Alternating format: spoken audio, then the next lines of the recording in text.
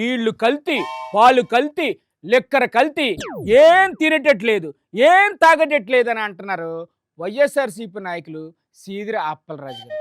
శ్రీకాకుళం జిల్లాలో తాగునీళ్లు కలుషితం కావడానికి ప్రభుత్వ నిర్లక్ష్యమే కారణం అని చెప్పేసి అంటున్నారు. డాక్టర్ గారు శాలరీలు అయిపోయింది, ఏంటి సార్ విశేషాలు? ఎవరు దీనికి బాధ్యులు? మీరు అలా అడగండి సార్, మీ పార్టీనే బాధ్యులు అని అంటారు.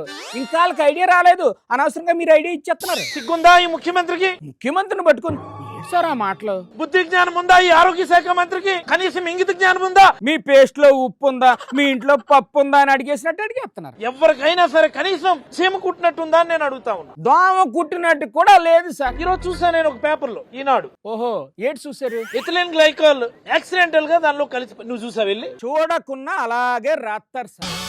కవర్ డ్రైవింగ్ వార్తలు అని అంటారు సార్. అట్లా ఎవరే ఈనాడు రిపోర్టర్ ఎవరండి?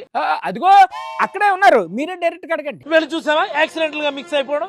ఏదో ఒకటి రాయడానికి చూడాల్సిన అవసరం ఏముంది సార్? ఇదేంటంటే దాన్ని డైవర్ట్ చేయడం కోసం. ఇదేదో ఎవరు కావాలని చేసింది కాదు, ఇదేదో ప్రభుత్వ వైఫల్యం కూడా కాదు, ఆటోమేటిక్ గా జరిగిపోయింది, మేమే చేస్తామని చెప్పి తప్పించుకోవడానికి ఈనాడు వాళ్ళతో రాయిస్తారు. వాళ్ళు చుట్టాలు కాబట్టి అలా రాసేస్తారు. ఇదంతా కూడా ఒక ఆర్కెస్ట్రేటెడ్ క్రిమినల్ మైండ్ సెట్ ఉంటే తప్ప ఇది జరగదు. అమ్మో, ఈ రాతలు కూడా ఈ ఆర్కెస్ట్రేటెడ్ క్రైమ్ లో భాగమే. ఆ రాత వెనకాల అంత పెద్ద ప్లాన్ ఉందా?